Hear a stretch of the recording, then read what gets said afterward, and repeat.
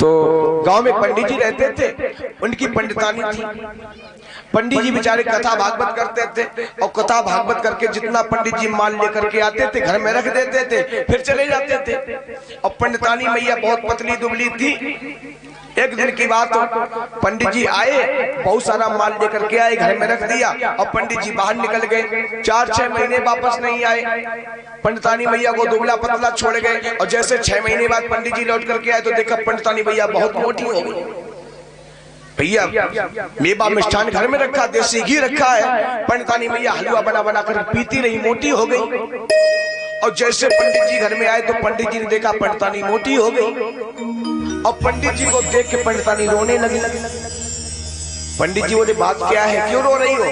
बोले क्या बताएं, जब से आप गए हो तब से हमें फुलवा रोग हो गया है। जब से आप गए हो तब से हमें फुलवा रोग हो गया है। अब पंडित जी बेचारे मन में सोच रहे फुलवा रोग, ये तो कोई नया रोग हो सकता है, जैसे कोरोना आया था जैसे फुलवा रोग आ गया हो। हाँ कोई बात नहीं। बेचारे पंडित जी अपनी पंडितानी को बहुत ज्यादा प्रेम करते हैं। पंडित जी ने जलपान भी नहीं किया और वैद्य जी के पास में पहुंचे। वैद्य जी से कहा, वैद्य जी सुनो, मेरी पंडितानी को फुलवा रोग हो गया, आप मेरे साथ में चलो थोड़ा इलाज कर दो। वैद्य जी ने कहा, पंडित जी आप दूसरों को उपदेश देने वाले इतने ज्ञानी पुरुष होकर के आप बताओ कोई फुलवा रोग होता है क्या? आपकी पंडितानी झूठ बोल रही है। पंडित जी ने कहा, नहीं, मेरी पंडितानी हमसे कभी झूठ नहीं बोलती है, हमें बहुत चाहती है। वैद्य जी ने कहा, हमें पता है वो झूठ बोल रही है।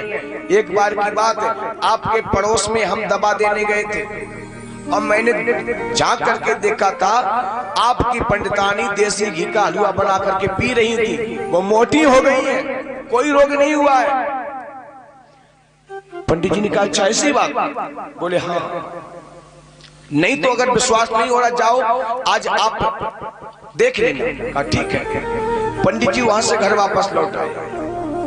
पंडितानी मैया ने कहा, आप तो वैद्य जी के लेने गए थे, ले नहीं आए। बोले क्या बताएं, वैद्य जी आज मिले नहीं और अचानक मेरे पास फोन आ गया, हमें प्रोग्राम में जाना है, जब 7 दिन बाद घर वापस लौटूंगा तब तुम्हें दवा दिलवा दूंगा, इलाज करवा दूंगा, कोई बात नहीं। और पंडित जी ने बैग उठाया और बाहर निकल आई।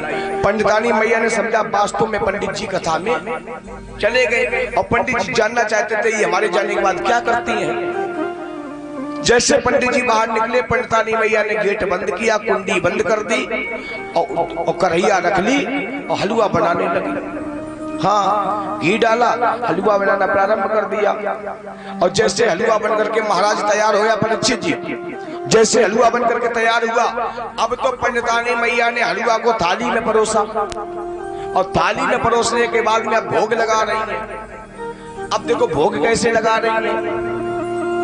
ऐ मेरे मन मंदा,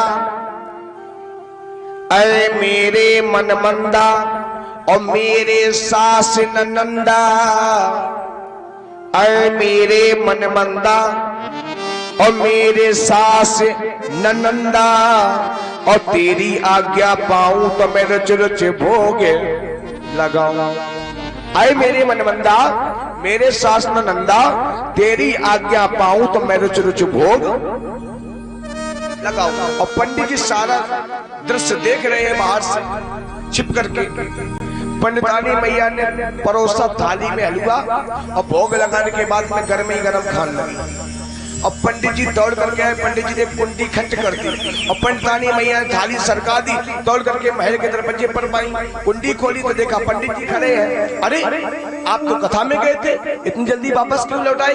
पंडित जी बोले फुलवा रोग देख रहे हैं हम तुम्हारा, फुलवा रोग। ये देसी घी का हलवा बना बनकर के पी रही हो, कहती हो फुलवा रोग हो गया, हमसे कपट कर रही हो। हम तो परेशान हैं, दिन रात चिल्लाते चिल्लाते, और तुम ऐसे आराम कर रही हो और हमें ऊपर से परेशान भी कर रही हो। पंडित जी दौड़ करके गए, एक बेशरम बिल को दंदा तोड़ करके लाए। हाँ